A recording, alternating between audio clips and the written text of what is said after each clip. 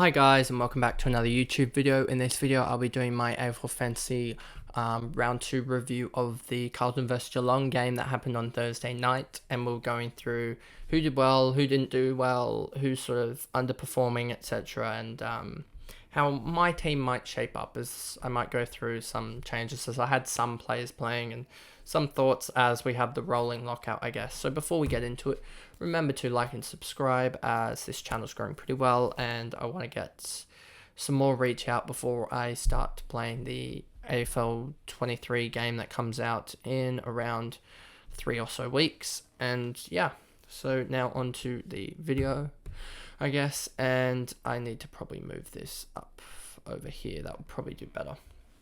So for Carlton's perspective, we had Blake Acres, and he really grew into the game once, I guess, and especially when Carlton started to, I guess, dominate in the second half. He had a really good second half. He was one that I didn't really notice terribly much in the game. I think he's just, and looking at his round 1, he didn't score too well. I think he ended up with like a 70 or something like that. If I go over to here and go to Acres, he scored, let's see, in round 1, he scored a 61. So I just think with him, and especially with Walsh being, I believe, a week or 2 away, I don't think Acres is going to be the guy that you want to sub in, like grab in next week, because I just feel like he's going to have really inconsistent scores. And he played a lot of time on ground here. If we look here, 90% time on ground, I think that probably lowers a little bit. And I think he's going to be the type of guy that will score 100 and then score a 60 or a 70 and then a 110 and then a 75 and stuff like that. And I don't think you can have that inconsistent scoring, especially with his price at 736k. You can pretty much get Tom Green at that, in that range, and I think he'll be a lot more consistent, especially because he's going to be on ball and Acres won't be, I don't think, when Sam Walsh comes back.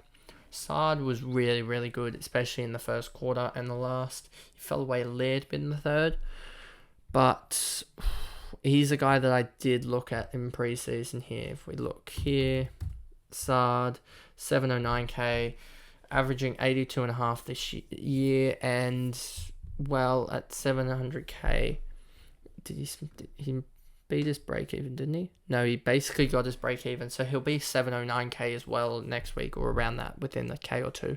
So with him, he'll also have he'll lower his break even, which will be really good, so that will help, I guess.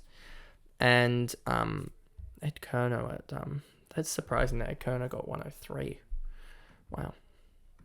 So I just think Sard's going to be a really good option. As I'm just looking at Ed Kerno, he ended up with 26 touches and 8 tackles. That was really good from him. But I just think, now going on to Kerno, I don't think Kerno's a good option. As if we look here, Kerno had a really good first and last and didn't do much outside of it. Paddy Cripps was a guy that I actually started to notice more than in the first game. He started off the first quarter really, really good. Like, I mean, the back end of the quarter really, really good, as he had 15 minutes where he scored, what's that, 26 points or so. So in a quarter he scored 26. In half a quarter, I should say, he scored 26. And then I noticed him again in the third as he started to rack it up a lot. And that's the thing with Paddy Cripps, is I think he's just going to be a 9,500 type scorer. He's not going to do anything really special. Like, I don't think he was best on ground in this game. I think you'll have, because Carlton won, even though I think Cameron should have got it, it will be 3 to Kerno, 2 to Cameron, and then it's probably 1 vote to Acres or Sard. Probably Sard. I think Sard was the better player. But I don't think Cripps will get the brown, though, because I think there's Kerno and Mackay, I don't think looked terribly good at all. He ended up 61, but I don't think with Kerno, I don't think there's many votes for Cripps out there. I'm just trying to see, why is Kerno dropping? Oh, pulled up at 50. That's why it's AFL fantasy break even so high. So Paddy Cripps 124 break even. That's going to drop him a little bit more. What are we talking? Probably another 30 or so Ks, 25K. So he's going to drop down to the 850 range. Matt Kennedy, just again, I think a guy that's probably going to stick around the 800K range for the whole season. He's a guy that's going to get you 90s pretty consistently. Kerner had a really good game, just scoring a lot of, goals and, yeah. So, yeah, a lot of plus 12s. Where do you go? 2 goals here, another goal here, another goal here. So he had 3 goals plus, I'm guessing he kicked another one here. Where's his 5th? Am I missing one? Yeah, I'm missing. He had 5 goals, so I can't seem to find where that 5th goal was necessarily, but I'm sure there's somewhere that it will show. So yeah, Kono just not a good fantasy option. Chera again looked really good early on, but faded massively again, showing that I don't think he's gonna be the fantasy guy that that I probably touted him up to be in preseason. Newman looked alright, which was good, but I don't think he consistently does it. I think Sard's that main ball distributor, meaning that I think Sard averages 10 or 15 more than Newman, but I was surprised to see the way that he was actually racking up the ball, and it was pretty good. Fisher was a guy that I think is more noticeable, maybe because I'm looking for the likes of Holland, and he looks very similar to him. So whenever he picks up the ball, it's basically, oh, that's a left footer instead of a right footer. That's why it's Fisher, and I noticed him, but I thought he actually had a pretty good game, but obviously not fantasy friendly. And then Doherty was a little bit out of it, especially that second half. So luckily I wasn't a VC, even though it didn't matter for me with VCs and captaincy this week. But Doherty, he's going to have a couple of bad games, but I think he'll be much better than that in the actual season. He might drop a little bit of price, but I'm not too worried, as I'm just going to keep him. Might have to sort of keep him now, might as well.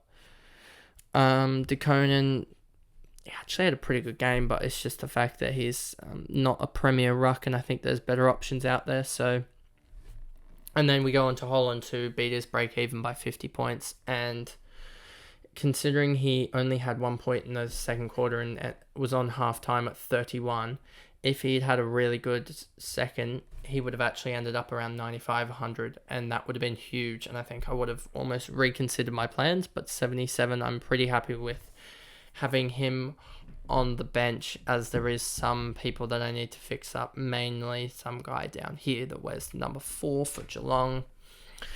And now we go on to, so we go through these guys, the rest of them, and there's not really anyone to talk about. Cowan beat his break even again. He ended the game pretty well.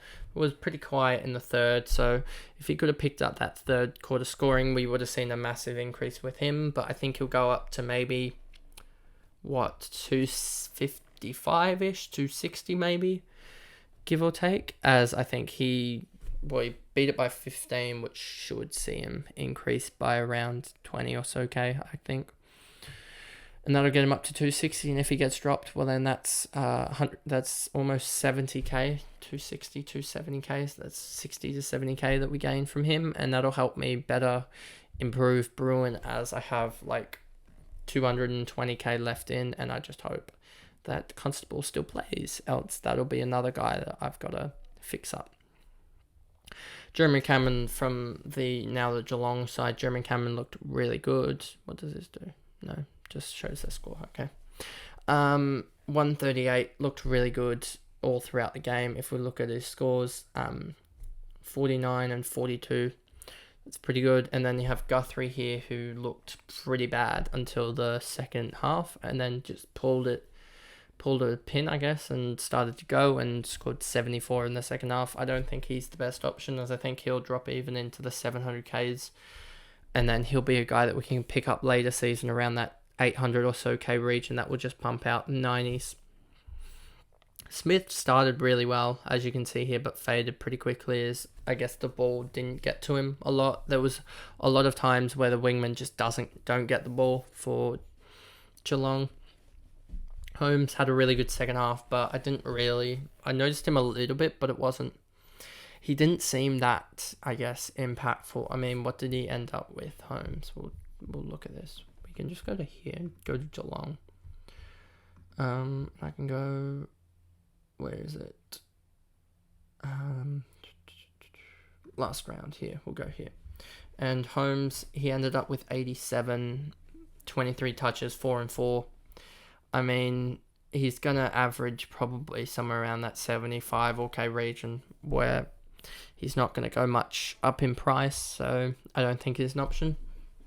I really didn't like Dangerfield this game. He didn't look good at all, really. I mean, he came home strong, but he was looking really bad in pretty much the whole game. He didn't look like he wanted to run through the contest that much, and he just, like much of the Geelong midfield, it just looked slow, and they got beaten to the ball. They got, I guess, pretty much bullied around by the Geelong from the Carlton mids.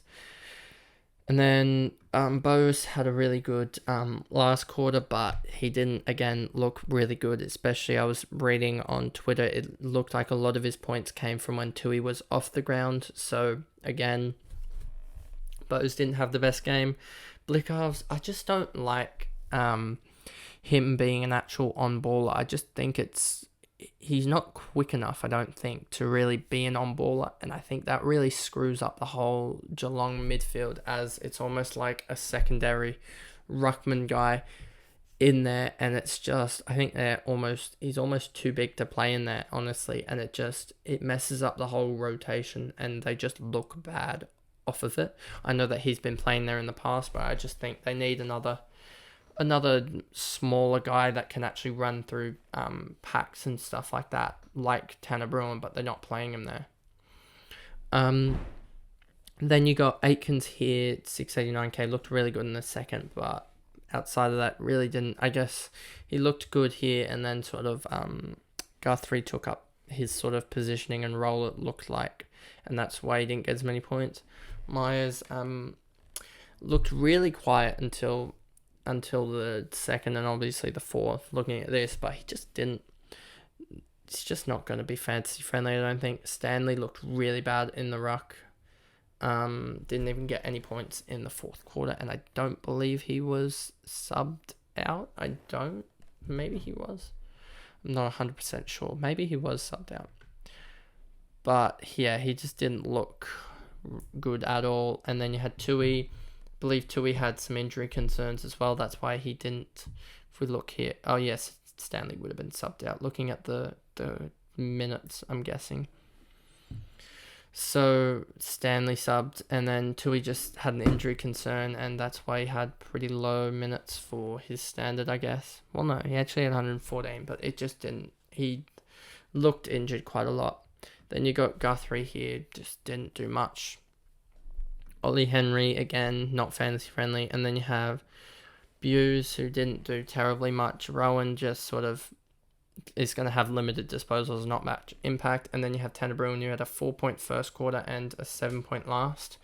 So it's annoying at this point, because he looks good when he goes into the actual midfield, and he looks like he could break the game open, but he just doesn't get enough time on ground. 76 minutes is pretty poor. He had something like 46 minutes on the bench, and he's coming on and then having like 2 minutes on, and then it's a quarter break, and then having another 10 minutes on the bench, and it's like, what's the point of even playing him at that point? He's one of their better, I guess, breakout midfielders, it looks like, and he's just not getting played, and that's why they're getting beaten. Honestly, it's as simple as that. They're getting beaten in the midfield, and it looks like whenever he's in the midfield, they actually look solid. So I just don't think, Chris Scott's really positioned them too well at this point, and that's a reason why they're probably not.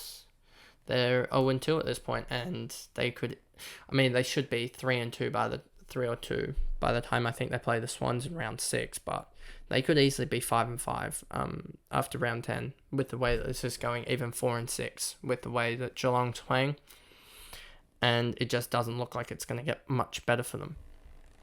So that's the in-depth review of this game and how I think a lot of players are outperformed what they should do in this year, and how I guess Geelong aren't looking good, and how I'm going to probably have to trade out Bruin for the likes of, I guess, Perkins or some other forward. I'll just quickly look it up here. 500k. And I look at the average, and then you got probably Zeeble, Perkins, or Horn Francis are going to be the guys that I look to get in. And if I have more cash, then we're even looking at Bolton or Hill or someone like that. And if I get even further up, then maybe I can grab Cameron or someone like that, but I don't think I'll be able to. So that's that review, and I'll be back with you guys with another review of the Friday game on Saturday. So I'll see you guys in another video. Thanks, guys. Bye.